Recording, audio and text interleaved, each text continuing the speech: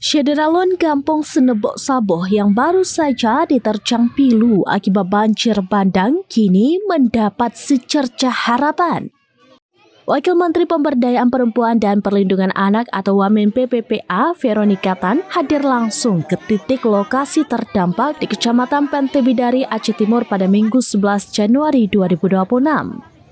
Kunjungan ini bukan sekedar tinjauan formal, melainkan misi kemanusiaan untuk menyentuh langsung denyut kehidupan ibu dan anak-anak yang menjadi kelompok paling rentan saat bencana melanda.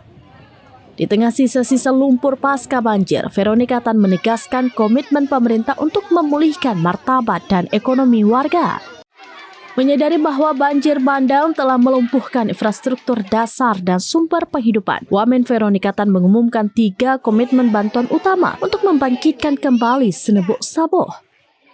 Bencana seringkali memicu masalah gizi pada balita. Veronica menginstruksikan pembangunan dapur umum komunal yang permanen dan higienis.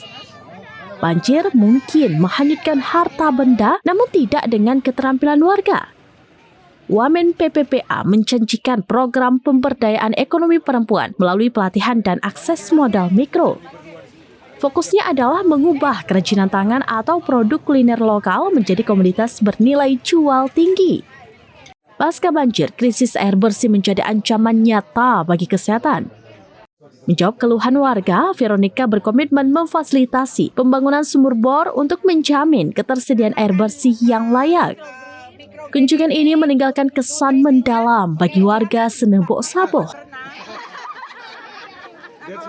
Perempuan tangguh ada di sini, kita melihat dengan kepala kita sendiri, dan juga kalau misalnya perempuan mamanya itu kuat, anak-anaknya itu semua bisa. Bagaimanapun situasi di desa Senebok ini sangat perlu ditangani, dan kemarin kami juga sudah menghubungi Pak Tito. Jadi kemarin udah dibagiin tenda ya, jadi udah di tenda. Nah, harapannya ini sebenarnya kita akan mulai dengan kebun pangan lokal perempuan, tapi dimulai dari dapur. Dapur umum kita lagi buatin apa tadi, microgreen. Nah, microgreen ternyata gampang banget. Microgreen itu hanya perlu 4 hari, dan itu akan tumbuh kacang-kacangan. Dan kacang-kacangan itu sebenarnya sumber protein. Jadi harapannya kalau nanti yang penting beras dan minyak, itu telur itu semua ada tersedia.